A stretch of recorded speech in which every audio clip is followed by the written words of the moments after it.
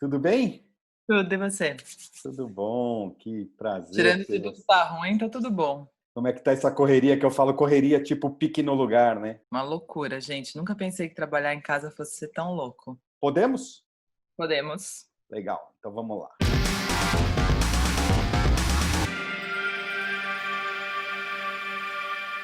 Ela já declarou: eu vou fazer teatro. Se eu não fizer teatro, vou ser a pessoa mais triste do universo. Apesar de ser atriz formada, hoje não faz teatro, mas não me parece ser nada infeliz.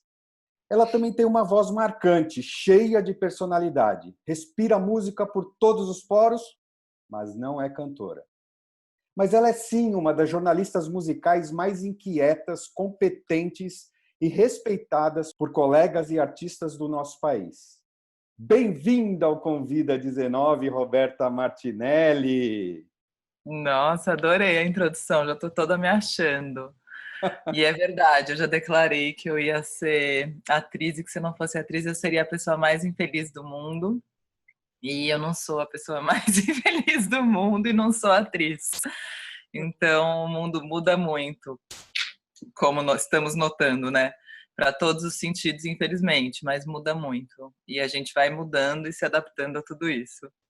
Você ainda tem aquela sensação em relação ao seu trabalho que eu ouvi você chamar divertidamente de síndrome dos novos baianos? Eu ainda tenho, eu acho. Essa síndrome dos novos baianos é uma coisa que, quando eu era jovem, eu pensava, quando eu crescer, eu vou ser que nem os novos baianos, e vai ter aquela vivência, eu vou viver num lugar muito incrível, com pessoas assim. Eu acho que quando eu falei que se eu não fizesse teatro, eu seria a pessoa mais infeliz do mundo, era um pouco pensando nisso, sabe? Que eu achava que no teatro eu poderia ser novos baianos, eu não achava que eu poderia ser isso em outro lugar. Então, eu acho que eu tenho isso até hoje e espero que eu continue tendo isso toda hora, essa síndrome de novos baianos. Para o site Trabalho Sujo, do jornalista Alexandre Matias, em 2015, você disse: quando aderi à dita feminilidade, fui tratada como menor por chefes, diretores e em testes. Eu passei a ser tratada como a apresentadora, estereótipo da mulher bonita que não entende nada do assunto que fala. E sempre foi uma briga lutar pelo conteúdo, uma cara de surpresa quando percebiam que eu sabia mais que os homens em volta.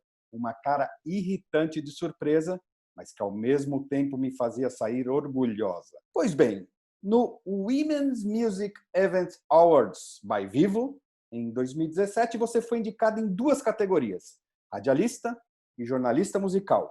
Venceu como jornalista musical. No final de 2019, Essenciais, que você grava para a plataforma de streaming Deezer, foi indicada na categoria podcast do troféu APCA, Associação Paulista de Críticos de Arte. Você ainda sente a necessidade de provar que não é só um rostinho bonito? Quando eu comecei era diferente. Hoje em dia, eu acho que as mulheres tomaram muito esse lugar de tudo bem ser bonita e saber pra cacete. Acho que hoje as coisas mudaram nesse sentido.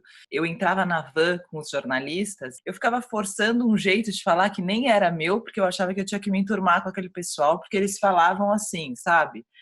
E com o tempo, a van dos jornalistas foi mudando, ainda bem, e começou a chegar um monte de jornalista mulher, mas no começo eram jornalistas homens e mais velhos que estavam comigo na van.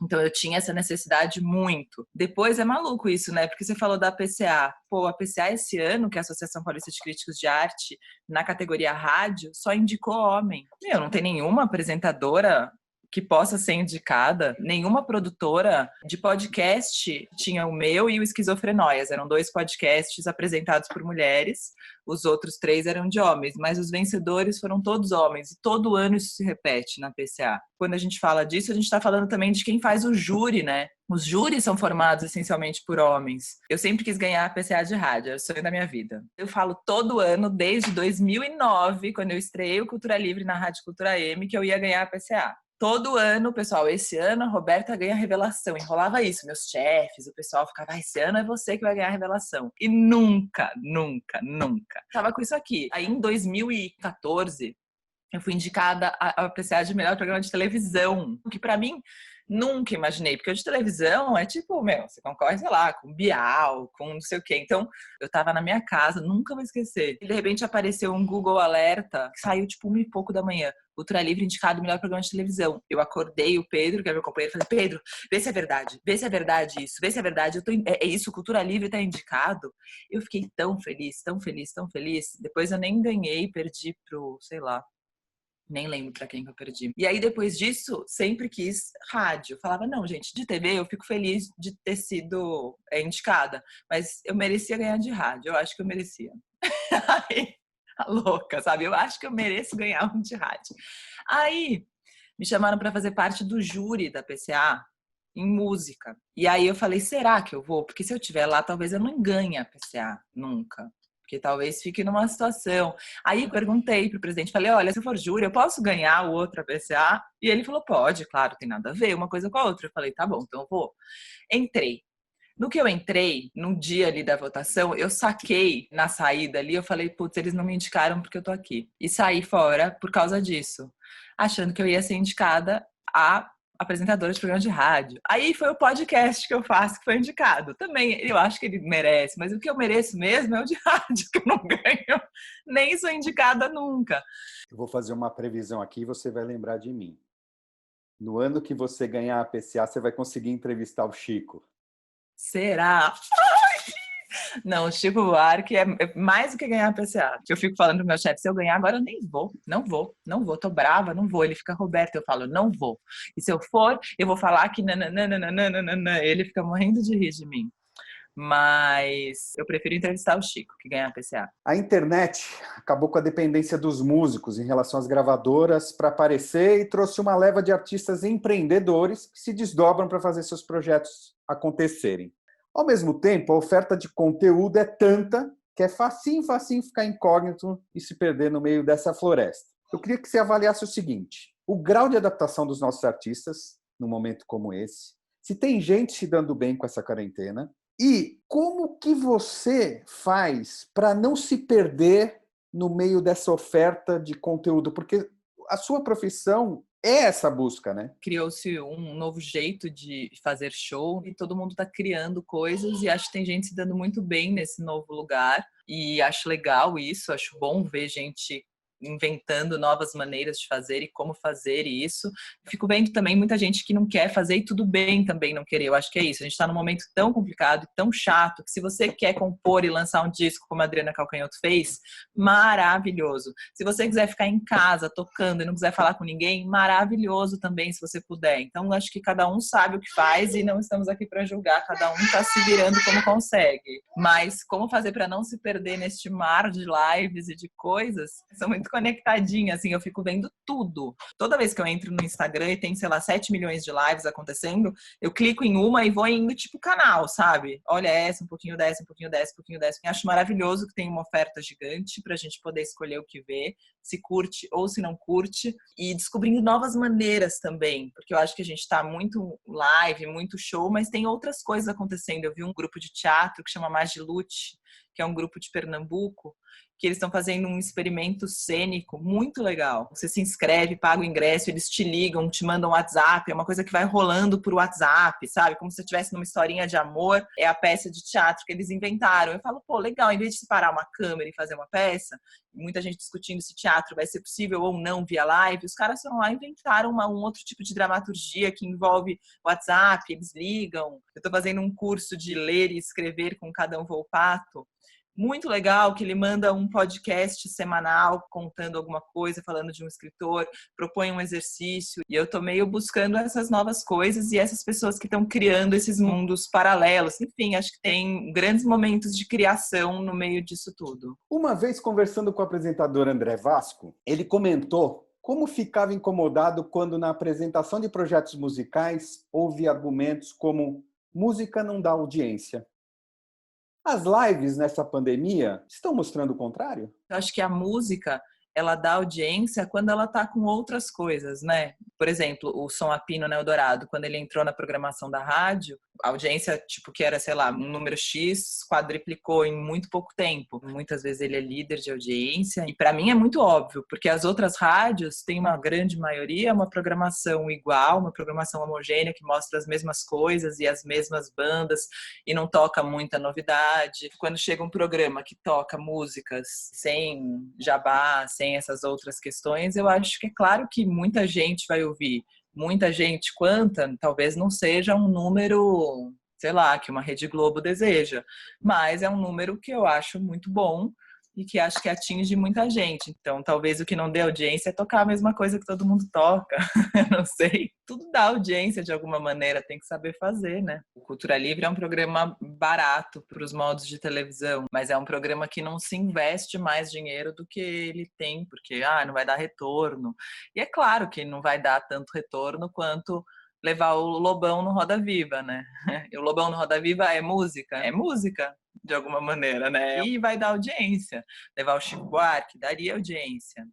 Sei lá, agora ainda mais com tudo isso, quero ver quem vai investir no quê, né? As lives dos sertanejos, milhões de views, é uma coisa louca. É um outro tipo de música, mas é música. Por exemplo, Porta dos Fundos tem milhões de seguidores e não tem tanta audiência numa live quanto a Tereza Cristina, que tem 180 mil, e que tem um público fiel e que tá ali bombando, entendeu? O que ela fez? Ela fez alguma coisa incrível? Ela é autêntica, ela sabe o que ela tá falando, que é uma coisa que não é que ela tá fazendo um show, mas ela tá fazendo uma live que ela fala sobre outros artistas e convoca pessoas. Enfim, ela tá fazendo uma coisa viva. Eu tenho sentido angústia de certos artistas em relação à sobrevivência de sua equipe, dos parceiros e tal. Mas quando alguém tira as manguinhas de fora, vem um sinal. Como aconteceu com a dupla Zezé de Camargo e Luciano, que integrantes da banda se contaminaram durante o ensaio para uma live. Que sinuca de bico, hein, Roberta?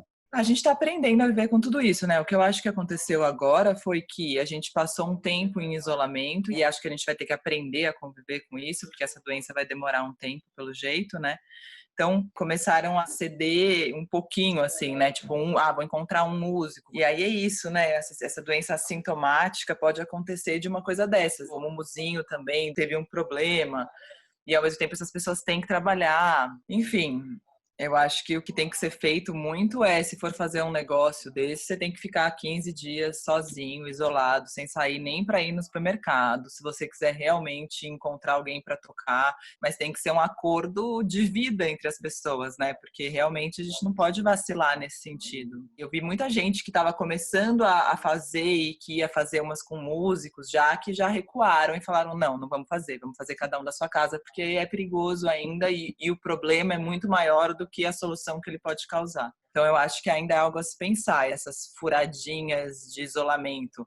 Eu acho que uma hora ou outra ela vai ter que rolar, uma ou outra para algum trabalho. Eu, bem no começo, eu ainda tinha que gravar um negocinho, me deram a chave do estúdio, eu fui lá sozinha, o técnico foi lá, montou tudo, eu fui lá, dei rec, entendeu? A gente não se encontrou, foi um esquema louco, mas rolou.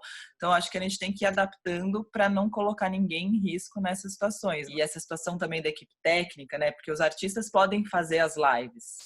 Eles estão lá, eles podem tocar, eles estão começando a vender, eles conseguem pegar um público ou outro, e eles conseguem vender ingressos dentro disso, ou arrecadar um dinheiro. Mas e o hold? Como é que faz? Iluminador e figurinista. Estou vendo bastante gente agora, acho que foi Los Hermanos, que abriu a lojinha para ajudar a equipe técnica. Tem que inventar meios agora para fazer toda uma cadeia resistir. Eu até fiz agora um festival da Devassa também, que eles mantiveram o patrocínio para os festivais e o lance era que, além deles, todo mundo podia doar ou pagar um ingresso, dar algum dinheiro, e esse dinheiro ia ser dividido para as equipes técnicas desses festivais. Claro que isso não dá para todo mundo, porque, sei lá, um Bananada, que é um festival gigantesco, não vai dar para pagar todo mundo que trabalha, mas um pouquinho dessa cadeia que ficou sem grana, acho que deu para ajudar. Tem muita gente criticando essas lives super produzidas, né? Na sua opinião, não é um tiro pela culatra? Quanto mais intimista, não cria mais empatia com os fãs? Eu acho que também a intimidade é relativa, né? Eu fiquei vendo a live da Ivete. Eu achei a primeira que ela fez uma live em casa, com o marido dançando, tava super divertida. E aí, logo depois, teve uma segunda live que foi transmitida pela Globo. Tipo, vamos fingir que a gente continua super espontâneo nesse caminho, fazendo as coisas. Mas ali já não era. Eu sempre brinco isso, que a Globo é a rainha disso, que ela pega uma pessoa super espontânea, tipo o Thiago Leifert lá, ele é maravilhoso, ele fala o que ele quer, ele é tão espontâneo que a gente não vai deixar mais ele ser espontâneo, a gente vai colocar ele num programa que ele não curte, ele vai ser infeliz, enfim, sabe? A Tereza Cristina, pra mim, é um exemplo de live espontânea real e que por isso rola tão bem. Eu sempre fui muito fã de tudo espontâneo. E minha grande briga na televisão é manter isso, porque a TV vai te segurando de alguma maneira, vai tentando te enquadrar e você tem que ficar toda hora, tipo, me deixa.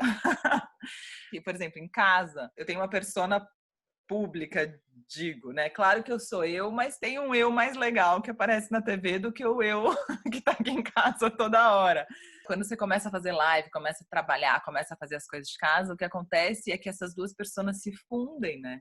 E que é muito difícil. Eu acho que a gente nunca mais será o mesmo depois disso. Então, para mim, a Rosa é a minha filha, eu posto uma foto ou outra dela, ela é fofinha, ela tem 1 ano e pouco. Mas é isso, tipo, daqui a pouco ela vai vir aqui no meu colo, como já vem em algumas lives. Ela vai dar tchau, vai sorrir, e ela vai querer ver alguma coisa na outra tela do computador que tá aqui. E aí eu vou falar, não, porque eu tô dando entrevista. Aí ela vai começar a chorar e vai sair esperneando. Aí as pessoas vão falar, nossa, mas ela tá chorando. A vida te coloca mais em xeque quando você tá fazendo essas coisas de casa. Então a espontaneidade real mesmo, que era engraçadinho de uma criança que aparecia enquanto o pai tava trabalhando e aparecia a cabeça aqui, todo mundo achava legal, agora acontece todo dia, né? Quando a Lady Gaga cancelou o show no Rock in Rio, que o repórter tá lá, ele pega o microfone, tá, ele fala, estou aqui na frente do hotel, Lady Gaga cancelou, não sei o quê. E atrás dele, não é que tem uma pessoa dançando, tá uma batalha, é uma loucura o que tá acontecendo atrás dele, é a coisa mais louca que eu já vi na vida. Então tem um batendo cabelo, o outro que passa dançando, um que sobe, um que desce, e ele tenta manter. O tentar manter, tipo, como é que você mantém se o mundo aqui tá uma loucura? Você tem que falar com aquelas pessoas todas que não têm controle naquilo. Quando o repórter tenta fingir que não tá vendo, ele dá muito mais foco pro que tá acontecendo de fato. Se ele parar e conversar com a pessoa, vai ser mais tranquilo do que ele fingir. Não existe fingir, está todo mundo vendo. E acho que as lives que mostram agora é isso, entendeu? Quando você finge, tá todo mundo vendo que o bebê tá chorando. Você vai ter que falar do bebê chorando. Ele vai ter que entrar na live. Na sua última coluna no Estadão, no final de 2019, você registra: escrever sobre o que acontece agora na música brasileira é manter um radar aberto para estar conectada sempre com o seu tempo. Eu venho ouvindo essa expressão do conectar se repetindo em várias configurações, mas se a gente trouxer para esse momento eletrônico que a gente está vivendo, do mesmo jeito que a música tem seus momentos de acústico, você enxerga uma possível procura da sociedade pelo analógico para desintoxicar quando tudo isso se amenizar? Eu acho que sim, e acho até que já está rolando. Eu fico vendo muitos amigos buscando agora umas idas para o campo, muita gente alugando o sítio, né, para estar conectado com outra coisa. Claro, porque a gente mora em apartamento, né, a maioria de nós aqui em São Paulo, e no isolamento realmente faz muita falta um solzinho, um mato, alguma coisa. Mas eu acho que as pessoas vão buscar desconectar, mas isso vai demorar ainda, né? Porque eu acho que mesmo essa retomada, né? Eu fico várias vezes perguntando aqui, eu fico, Pedro, você acha que algum dia eu vou num festival de novo? Tipo, que nem era, assim? E ele fala, claro, Roberta. E eu não acho claro, eu tenho medo de nunca mais ir num festival. Então eu não sei como vai ser essa experiência da música. E ao mesmo tempo, ver um show live é muito louco, né? Você vê muito mais do que você via num show normal. Porque, sei lá, se eu tô num festival, eu tô ali. Mas tem, tipo, meus amigos jornalistas, a gente tá conversando, vamos pegar uma água lá atrás? Vamos, a gente perde uma música, a gente vai até o camarim, pega uma água, vou fazer um xixi no banheiro químico. Tem a vida e tem o show. E aqui, eu fiquei de fone, ouvindo o show, olhando pro cara, entendeu? Eu falei, nossa, nunca vi um show assim. Dói o olho também. Quanto tempo a gente aguenta assistindo um show numa tela, né? Eu não vejo a hora de ver um show ao vivo ao mesmo tempo. Vai ser uma experiência louca, eu acho. A gente está pensando nisso na retomada do programa, né, do Cultura Livre, como é que vai ser? Acho que vai demorar para eu gravar o Cultura Livre também com banda. Eu acho que a gente vai voltar numa coisa mais eu e um cantor e violão, uma coisa mais sussa. Quando a gente parar com tudo isso de fato, mas parar mesmo, tipo, acabou, não existe mais coronavírus, e a gente puder voltar ao normal, eu acho que vai ser louco. Eu acho que a gente vai num show e não vai pegar o celular só de comemoração, de alegria, tipo, que eu vou ficar filmando esse show, pelo amor de Deus, já vi tanto show filmado, não quero mais filmar show nenhum. Não vou nem postar que eu tô aqui, não quero que saibam. Você sabe que quando acabou a gripe espanhola, no Rio de Janeiro, fizeram um carnaval que é considerado o maior de todos os tempos até hoje. Eu vi o texto do Nelson Rodrigues falando isso. Eu fico me apegando a isso. Eu fico no Google assim, como acabou a gripe espanhola, sabe? Rola um dia, tipo, a partir de hoje acabou, mas não vejo a hora disso acabar e a gente ir num show e a gente ter o maior carnaval da nossa vida de novo. Olha lá. Mami, papai. Vai rolar uns mami, papai, gente. A vida se funde, tá normal.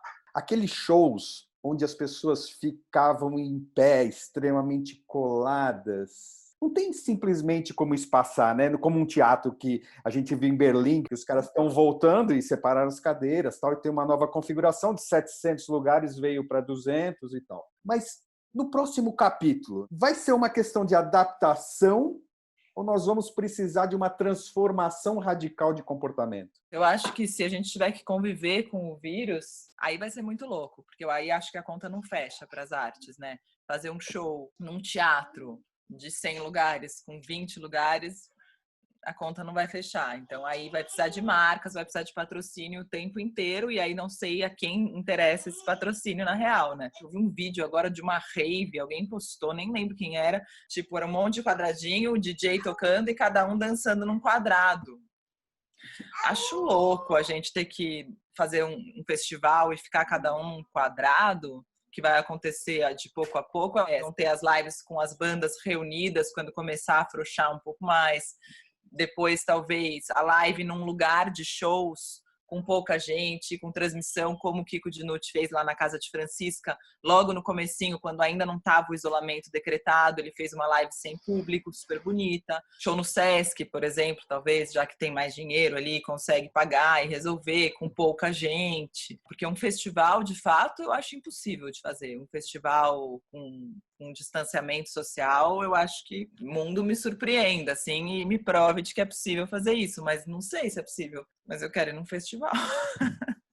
Trazendo outro tipo de conexão, você acha que por causa da quarentena, você está mais conectada consigo mesma? O que eu acho que tá rolando é que eu tô me acostumando com essa vida e acho já muito louco que eu tô há 68, 70 dias, sei lá quantos dias que eu tô em casa já, e acho isso normal, sendo que eu era uma pessoa que eu não ficava em casa, entendeu? Então eu descobri várias coisas da minha casa que eu curto e que eu não curto e que eu nem sabia. Fico anotando num papel as coisas que eu quero na minha próxima casa e que eu não fazia a menor ideia de que eu queria. Então, para mim, o que está acontecendo é que eu estou pensando em modos de vivência dentro de um lar, que era uma coisa que eu não pensava. São Paulo, para mim, era uma cidade muito grande, mesmo com bebê, eu andava esse bairro o dia inteiro. Tipo, eu descia do prédio pelo menos umas 2 vezes por dia. É muito estranho ficar muito tempo em casa. Então, eu acho que o que está acontecendo, nem sei se é uma conexão comigo, mas é uma escolha de lugares, o que eu quero para minha vida e para o meu morar e viver. E fico com medo da retomada, entendeu? Quando virarem e falarem, olha, agora você pode já voltar para o trabalho. Pânico, não sei como vai ser, vou ter muito medo de sair na rua. Eu sou muito assustada de doença, eu vou achar todo dia que eu tô doente, que eu tô trazendo esse bicho para casa. Eu vou ficar bem assustada. Outro dia a gente foi dar vacina na Rosa de Gripe, saiu de carro e foi, tipo, fiquei emocionada na rua, sabe? Achei bonito de ver que a rua tava aqui ainda. E realmente eu tinha reduzido o meu mundo para esse aqui. E é louco perceber também como São Paulo é uma cidade que faz muito sentido quando você vive ela inteira, né? Porque eu fico pensando que se esse bicho for ficar aqui, não faz nenhum sentido morar num apartamento em São Paulo. Eu não posso ir no teatro, não posso ir no cinema, não posso fazer, não posso fazer aquilo, não dá. Então, acho que é um caso de mudar para o mato e pensar em outro tipo de vida. Porque a vida em São Paulo realmente está muito conectada com a cidade. Eu acho que esse vírus traz à tona também questões de confiança muito forte. Então, se você mora num prédio, você mora quase numa comunidade, né? Você tem que confiar em todas essas pessoas. Confiança nunca foi muito meu forte. E nesse período tá um pouco pior. Tipo, você sai na rua, você sai no supermercado, você vê as pessoas não querendo muito nem se olhar, nem nada. E aí, acho que tudo isso também favorece isso que a gente tá vivendo e fica uma tristeza absoluta. Então, eu fico tentando ainda ser uma pessoa sorridente, feliz na rua, mesmo de máscara. quando eu saio, que é nunca, mas aqui pelo menos no prédio. E se você der uma olhada sem compromisso para o seu passado recente, vivendo esse momento que já entrou para o hall dos eventos mundiais, referência como antes e depois, você tem mais saudade do que fez ou do que deixou de fazer? Por causa disso, não, porque eu acho que eu não deixei de fazer nada. Talvez eu tenha adiado planos. Eu tive a Rosa faz 1 ano e pouco e nesse período eu deixei gravado todos os programas da minha licença maternidade. Então eu deixei tipo uns 100 e poucos programas gravados. Alguns datados, tipo, hoje é carnaval, hoje é isso, hoje é aquilo, mas outros não. Quando tudo isso começou a acontecer, o programa de rádio diário, né, que eu faço, eu tava putz, e agora? Eu comecei a sacar o movimento, então eu comecei a reouvir todos esses programas e comecei a fazer uma pasta de socorro, sabe? De qualquer coisa, esses programas vão pro ar. E consegui separar 60 programas. Na Rádio Dourado, o Emanuel Bonfim, que é o diretor artístico, é um cara muito maravilhoso. Eu falei, Mané, o que tá acontecendo? Ele falava, Rô, você vem até quando você quiser. Quando você falar, pra mim não dá mais, você não vem mais e a gente põe o gravado. E aí eu lembro que teve um dia que eu fui lá e liguei pra uma médica pra falar de outra coisa e alguém falou comigo, ela falou, onde você tá? Falei, tô na rádio. Aí ela falou, o que você tá fazendo aí? Vai pra casa, chega. É muito perigoso, é pra você ir pra casa. Aí aquele dia eu falei, não, pra mim chega. E aí os programas ficaram gravados. E aí sim me deu uma sensação de parou o mundo. Aí depois de um tempo que eu entendi que a gente ia ficar por um tempo nisso, eu comecei a dar o movimento e eu comecei a fazer o programa de casa. Aí eu voltei a fazer as coisas e as coisas estão acontecendo nesse mundo que a gente tá vivendo. Então eu tenho mais saudades das coisas que eu fazia e que eu não sei se eu vou fazer de novo. Sei lá, mesmo coisas besteiras, tipo descer com a Rosa no prédio e deixar ela mexer na grade e enfiar a mão na boca depois, sabe? Eu tenho medo de ficar germofóbica, que a Naomi Campbell é. Eu tava lendo uma matéria que ela anda com aquela roupa e o pessoal tava zoando, mas ela é germofóbica. É importante a gente se cuidar e se limpar, mas o quanto não vira uma loucura, né? Minha mão vai cair já, tá toda cortada de tanto álcool gel que eu passo para ir no elevador e voltar. Você falou numa live recente com a artista Letrux que a sua natureza não gosta nada de não ter controle da situação. Como é isso no momento de quarentena e isolamento social? O que você faz para manter a sanidade? Nossa, é o fim do mundo. Eu faço terapia uma vez por semana, mas realmente a falta de controle no avião ficou fichinha perto da falta de controle na pandemia. Quando eu entro no avião, sei lá, o voo para o Rio de Janeiro tem 40 minutos, eu tô 40 minutos em suspensão, assim, eu não vivo, eu tô em estátua, eu tô segurando com o avião para ele voar, sabe? Tá uma coisa meio vamos junto. E na pandemia eu tô nesse avião já há 70 dias, parece, dando aquela segurada, assim, mas eu fico louca, eu fico no Google tentando, tipo, cura, como fazer, eu leio tudo, eu sei tudo, eu relaciono tudo, uma pesquisa com a outra, a célula T que um cara descobriu com a descoberta do não sei o que lá, eu fico pensando que eu devia ter feito medicina para tentar estar mais no controle disso. Pequenas tomadas de decisão, tipo, o lugar que eu dava vacina na Rosa, eu comecei a desconfiar que talvez não fosse seguro. E aí descobri depois que uma pessoa lá estava com corona. E aí descobri uma vacina delivery que vem em casa, mas aí eu fico lá embaixo do prédio para a pessoa não subir. E até estava lendo um artigo da Unicef falando a quantidade de crianças que vão morrer por falta de vacina nesse período por medo do coronavírus. Eu sou super privilegiada e tô chamando uma pessoa para vir aqui vacinar e pagando. Eu não tô levando ela no posto porque eu tô com medo de levar ela no posto. E outro dia eu vi uma amiga que tinha sido atropelada por uma bicicleta e foi pro hospital. Eu pensei, meu, que louca, eu não iria pro hospital, eu ia ficar em casa quebrada. A tomada de decisão para mim tem sido crucial nesse momento de ausência de controle. Não que eu tivesse antes, né? Isso que é louca, eu não tinha o controle.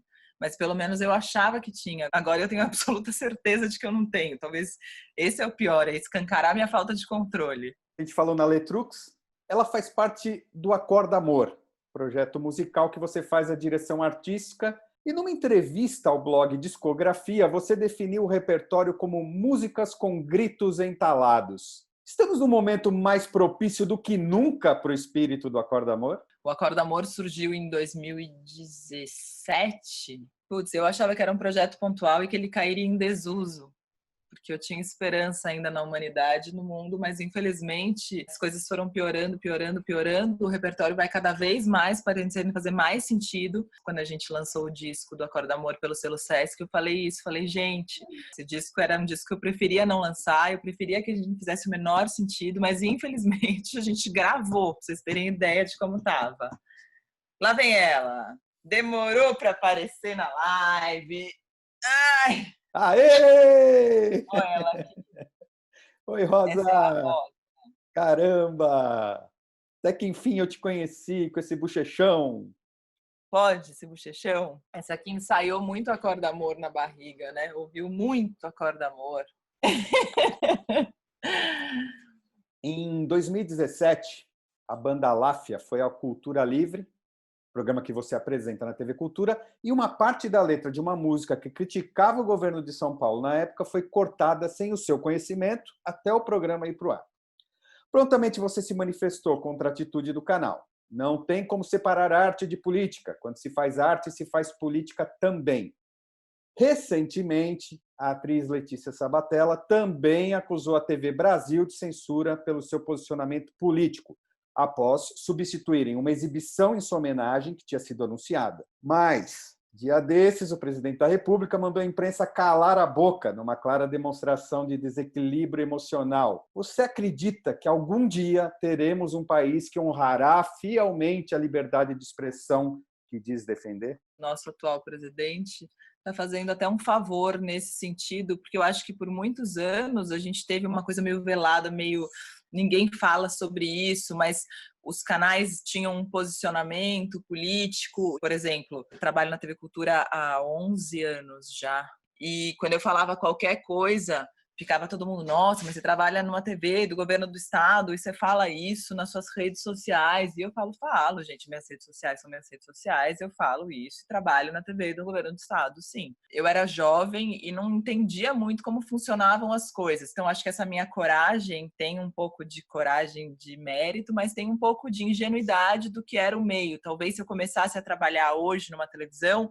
eu não sei se eu teria a coragem que eu tive sabendo como a estrutura funcionava. Então, tinha um pouco de coragem, mas tinha um pouco de ingenuidade nisso tudo, que me deu força para fazer tanta coisa que eu fico feliz de ter feito e acho admirável de mim mesma, distanciada, sabe? Porque eu falo, nossa, que menina louca, corajosa. Sempre falam, mas jornalista tem que ser neutro. Por muito tempo eu vi jornalistas de direita, na maioria das vezes, falando coisas. Então, neutro é direita? Eu sou uma jornalista musical, Roberta, não sei o quê, trabalho em veículos que têm posições X ou Y, mas tenho minhas posições políticas também e gosto de defendê-las nos meus projetos. Em pequenas coisas, sei lá, a escolha de uma banda, na curadoria musical, na minha liberdade em trabalhar isso. E aí acho que o Bolsonaro, fazendo as coisas que ele tem feito hoje em dia, ele tem trazido os jornalistas mais à frente e colocado os jornalistas para se posicionarem mais e com menos medo disso. E claro que não tem nada de bom nisso, né? É uma droga a gente ter esse cara, é uma droga total tudo, não existe um ponto positivo. Mas acho bonito ver jornalistas de outras empresas, e que são empresas que antes tinham posicionamentos mais conservadores, se posicionando, fazendo deles, peitando estruturas, falando o que acham de governos X ou Y. E aí sim eu vejo mais liberdade de expressão do que em manter um posicionamento de um lugar. Esse lance do Aláfia foi muito forte na época. Eu achei que eu fosse ser demitida, assim. Era uma música que tinha um trechinho bem no finalzinho que falava, e eu sabia disso. Fiquei preocupada. Assisti o programa e o programa estava na íntegra. Aí quando eu assisti em casa, eu vi que ele tinha sido cortado. Aí no dia seguinte o pessoal da banda me ligou e falou: Rô, a gente sabe que você não tem nada a ver com isso, a gente te conhece, mas a gente não vai poder ficar quieto, a gente tem que falar. Eu falei, claro, eu também não ficaria quieta, vocês têm que falar e façam o que vocês têm que fazer. Fiquei quieta, dormi com a questão, acordei desesperada, falei, meu, não dá pra eu ficar quieta. Aí fiz um post no Facebook falando que o programa chama Cultura Livre, que eu jamais faria uma coisa dessas, que eu não tinha nada a ver com isso, que tinha sido feito sem meu conhecimento. E aí a coisa cresceu, saiu na Folha, a apresentadora denuncia censura, aí foi aumentando, virou uma super questão. Foi para a Assembleia, o Janase entrou com um pedido, a TV Cultura teve que ir lá explicar o motivo da censura, a TV Cultura se retratou, passou o programa na íntegra depois, sem o corte da música. E todo mundo falava, Roberta vai ser demitida daqui 1 ano, daqui 6 meses, vão esperar baixar a bola e ela vai ser demitida. Mas eu fiquei. E o Cultura Livre continuou sendo livre, que era o mais importante.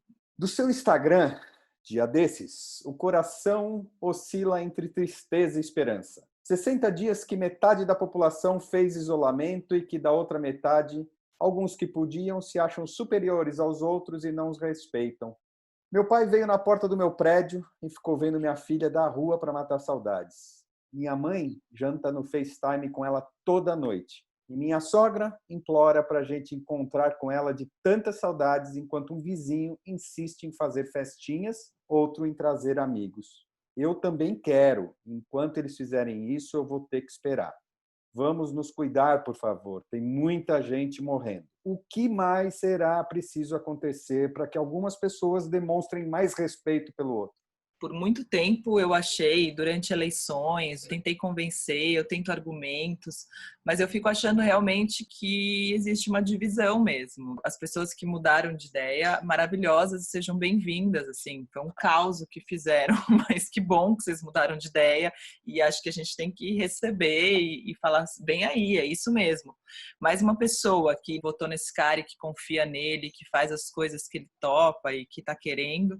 Eu vi isso uma frase outro dia que eu achei forte e até puxada assim de falar, mas eu acho que talvez seja real, que talvez o que a gente tenha que fazer não é convencer ninguém, sim combater. E é um pouco isso, eu acho, que acontece hoje em dia. Algumas pessoas não mudam, não vão mudar. E acham isso, e estão afim disso, toparam isso, e votaram nisso, e querem esse país que a gente não quer. Nesse mesmo post, em outro trecho, a Rosa cresce e as brincadeiras viram preferidas e despreferidas a cada semana. A Roberta, mãe da Rosa, o que pensa do futuro? Que legado essa pandemia vai deixar para os nossos filhos? Eu tenho muito medo do que vai ser, fico com medo dela viver num mundo tão diferente do que eu vivi. Que louco, né? Porque o mundo que eu vivi nem era tão maravilhoso assim, mas era maravilhoso. Muitos amigos falavam isso sempre, né? Tipo, eu não vou ter filho nesse mundo horroroso, eu acho um absurdo, eu acho triste. E, pô, eu acho, apesar de tudo, do mundo horroroso, eu acho muito legal viver. Eu nasci em 81, o mundo era uma cagada também, e eu não lembro dessas coisas, né? Eu não tenho isso muito vivo, eu tenho outras coisas vivas muito maravilhosas, outras nem tanto. A gente está tentando fazer várias coisas e essas coisas vão ficar, né? Ela vai saber o que a gente tentou fazer e ela vai continuar lutando, eu acho, por tudo que a gente luta. Não sei se as lutas mudam tanto, né? Elas são cíclicas, pelo que estamos notando sempre. Roberta Martinelli, minha profunda admiração pelo seu trabalho, pelo respeito com que você trata a nossa música. Eu não tenho dúvida nenhuma que você ainda tem a construção de um legado de extrema importância para o nosso cenário musical. Muito obrigado por ter me dado o privilégio de te entrevistar. Força, fé, se cuidem todos por aí. Cuidado com esse elevador. Pode deixar. Obrigada foi demais. Desculpa as interferências todas da vida real. A vida real é muito forte. Adorei conhecer quase que pessoalmente a Rosa. Tchau. Um beijo.